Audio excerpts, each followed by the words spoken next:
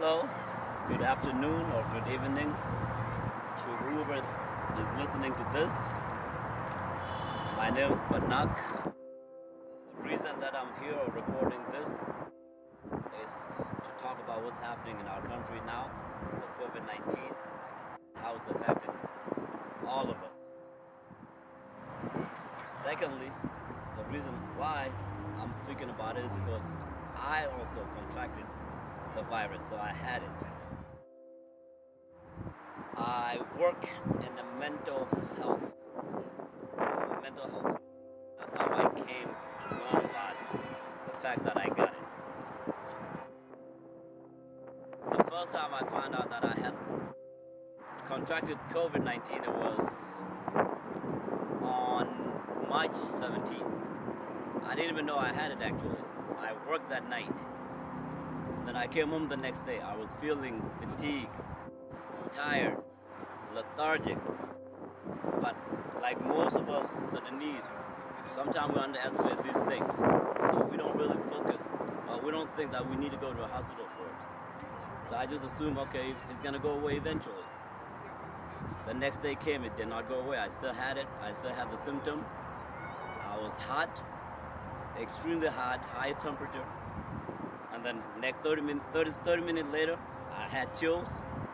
So I was in and out of the house because I'll be in my room, I'm freezing, so I go under the cover, go under my blanket, and then next 30 minutes I'm feeling really, really hot. So I had to be out. Okay?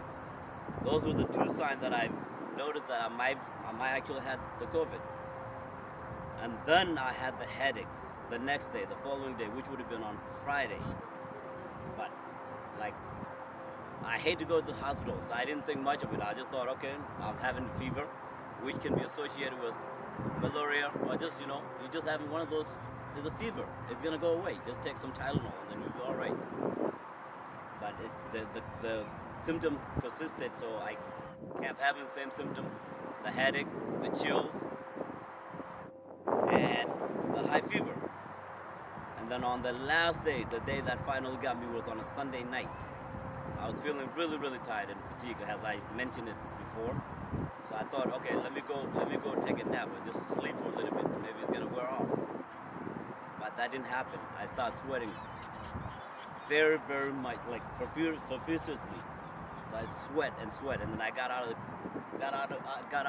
of under my blankets. Went and tried to use the bathroom just to pee. Next thing I know, I was vomiting. Very, very much. Like just the whole time I was in there just yakking. Everything that I ate just came out. And my roommate heard me from the bathroom, puking, asked me if I was okay, and I told him I was okay. I thought I was just throwing up and that everything was gonna be okay. But when I opened the door, I started to lose my vision. Like everything was blurry. And I actually fainted. It was my roommate Peter Fall who actually noticed that I fell. By the time I regained consciousness, he was standing next to me, and then he called the emergency room. So called the ambulance to come pick me up. Some of the helpful tips that you may, I would like for some of you guys for whoever is listening to this to follow, is just take the necessary precautions, okay? Take it seriously. This affects everybody. It's not just, I know we all see the news, we listen to the media, there's so many different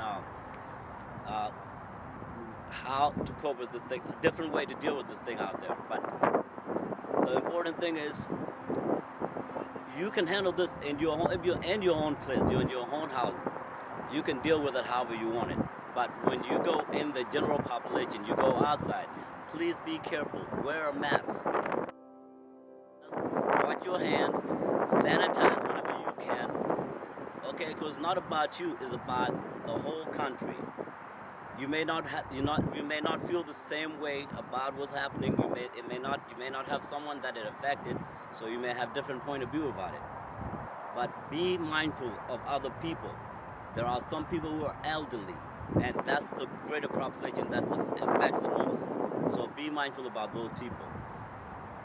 Read up.